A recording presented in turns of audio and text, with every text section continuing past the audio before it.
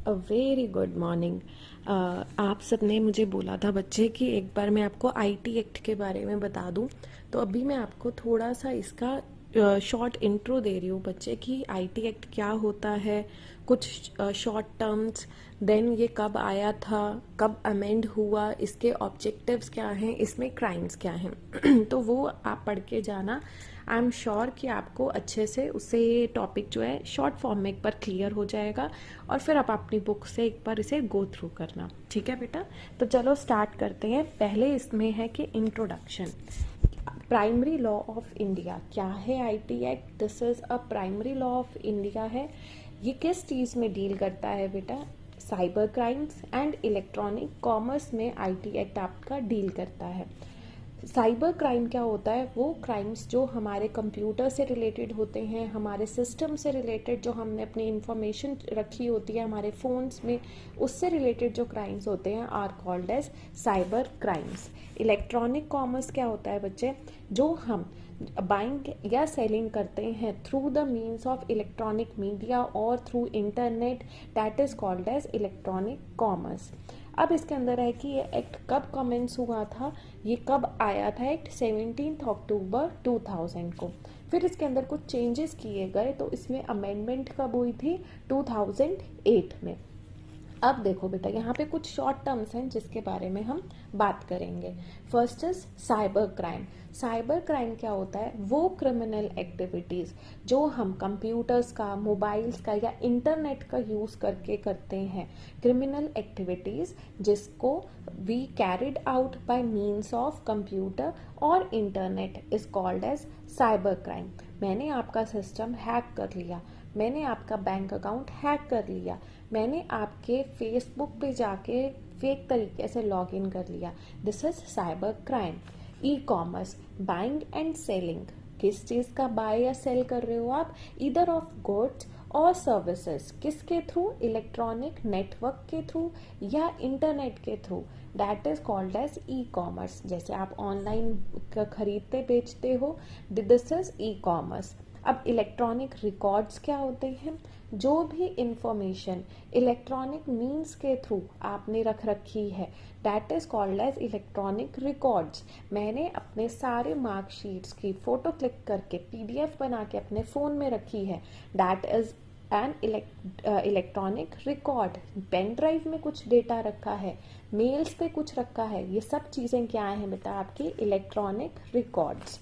चलिए अब आगे इसके अंदर क्या टर्म है, that is very important, digital signature. Digital signature क्या होता है? डिजिटली मैं खुद बोलती हूँ कि ये मेरे साइन हैं और जो भी ऊपर की चीज़ें हैं वो मेरी हैं and according to my knowledge ये बिल्कुल सही है।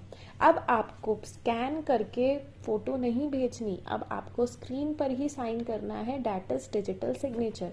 जैसे अभी कुछ दिनों पहले बेटा मैंने ऑनलाइन अकाउंट खोलने का ट्राई किया, तो जब ऑनलाइन अकाउंट आप खोलते हो वो सब आपके डॉक्यूमेंट्स घर बैठे ले लेता है। पहले साइन कैसे होते थे? आप पेपर पे साइन करते हो, फोटो क्लिक करते हो, स्कैन करके भेज देते हो। अब कैसे साइन होते हैं? दैट इज डिजिटली, कि आपको वही स्क्रीन पर जगह दी होती है और आपको सिग्नेचर करने होते हैं।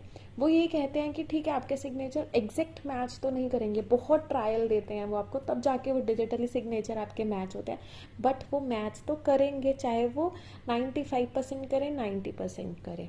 ठीक है, तो डिजिटल सिग्नेचर क्या है? जिससे कि ये पता चल जाए कि जो भी वो चीज़ है वो आपकी है, आपके साइन उससे मैच होते हैं, आप उसी आइडेंटिटी के बंदे हो जो नेहा है और ये नेहा ही अपना अकाउंट खुलवा रही है। क्लियर? अब इसके अंदर हम आते हैं इंफॉर्मेशन टेक्नोलॉजी एक्ट 2000। क्या था ये एक्ट? देखो ये एक्ट बना किसी लिए था, ये आपको बिल्कुल क्लियर है कि साइबर क्राइम और इलेक्ट्रॉनिक कॉमर्स में जो भी हम एक्टिविटीज़ कर रहे हैं उन्हें कंट्रोल करने के लिए और जो इलेक्ट्रॉनिक कॉमर्स है उसे कहीं ना कहीं सेव करने के लिए। तो अब देखो यहाँ पर क्या बोल रहा है, आईटी एक्ट प्रोवाइड्स, क्या प्रोवाइड करता है? Legal framework. मतलब अगर कोई चीज़ लीगल फ्रेमवर्क में आ जाती है, लीगल रूल्स एंड रेगुलेशंस में आ जाती है, तो कहीं ना कहीं वो आपका एज कंज्यूमर आपका कॉन्फिडेंस बढ़ जाता है, आप और ज़्यादा उन चीज़ों को यूज़ करना स्टार्ट कर देते हो। तो यहाँ पर वही था कि आईटी एक्ट के अंडर लीगल फ्रेमवर्क बनाया गया था फॉर इलेक्ट्रॉनिक गवर्नेंस। किस चीज की? By giving recognition to electronic records and digital sign.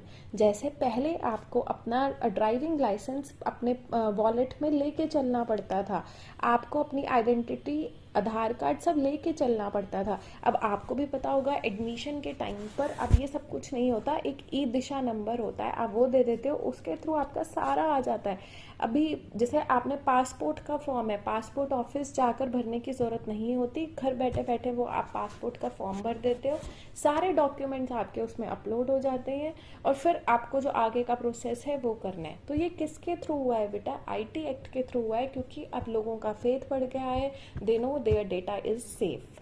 अब क्या क्राइम्स होते हैं इसके under? First is tampering with computer source document. If आप कोई छेड़खानी कर रहे हो कंप्यूटर के डॉक्यूमेंट के साथ, चुरा रहे हो कंप्यूटर का डॉक्यूमेंट या कोई information, that is a crime. और इसके लिए क्या सजा है? या तो आपको 3 साल का इम्प्रिजनमेंट और 2 लाख रुपीज फाइन और बोथ। Second है, if you are hacking someone's computer or hacking someone's data, then again 3 years imprisonment or 5 lakh fine or both. Receiving stolen computers, if you are buying stolen computers, चुराई हुई चीज़ें आप खरीद रहे हैं, then 3 years and 1 lakh और both. अगर आप यूज़ कर रहे हैं किसी का पासवर्ड विदाउट देयर कंसेंट, मतलब आप उनका डेटा चुराने के लिए, पैसे निकालने के लिए, आपको मेरा एटीएम मिल गया है, उसका पिन आपने कहीं से चुरा लिया है, उसके लिए then again 3 years and 1 lakh fine. तो ये सारे क्राइम्स हैं। एक और इसके अंदर है publishing private images of others. If you are publishing किसी की प्राइवेट इमेजेस जो उसने पब्लिक नहीं की और आपने वो पब्लिक कर दी हैं, उसकी रजामंदी के बगैर आपने उसका अकाउंट यूज़ किया है या उसकी पिक्चर्स को कहीं पर यूज़ किया है, then again it's a crime, 3 years का सेम जेल और 2 लाख रुपीज़ का फाइन या बोथ। क्लियर? अब वो कह रहा है कि हमने आगे भी पढ़ा था, अमेंडमेंट हुआ था इस एक्ट में, कब हुआ था? इन 2008। उसमें क्या कहा गया था बेटा? उसमें ये कहा गया था कि अगर आप किसी को ऑफेंसिव मैसेजेस सेंड कर रहे हो, then again it is a cyber crime. अगर आप किसी के डेटा को चुरा रहे हैं और किसी और को दे रहे हैं, क्योंकि कंप्यूटर लैंग्वेज अलग होती है, आपने वो कोड उनका कर लिया क्रैक और आप किसी और को दे रहे हैं, then again it is a crime. तो ये 2 अमेंडमेंट हुई थी 2008 में।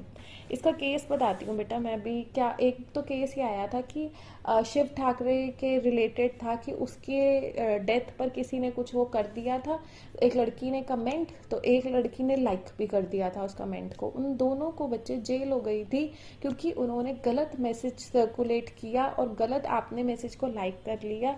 तो ये एक तरीके का साइबर क्राइम है। और अभी रिसेंटली कल ही यूट्यूब पर मैं सुन रही थी कि दिव्यंका त्रिपाठी जो एक टीवी एक्ट्रेस है, उसने भी साइबर क्राइम में जाकर ट्रोलर्स के अगेंस्ट फाइल किया है केस कि उन्होंने उसकी इमेज को हानि पहुंचाई है, गलत तरीके से उसके पिक्चर्स को किया है, उसकी इमेज को बहुत हार्म हुआ है।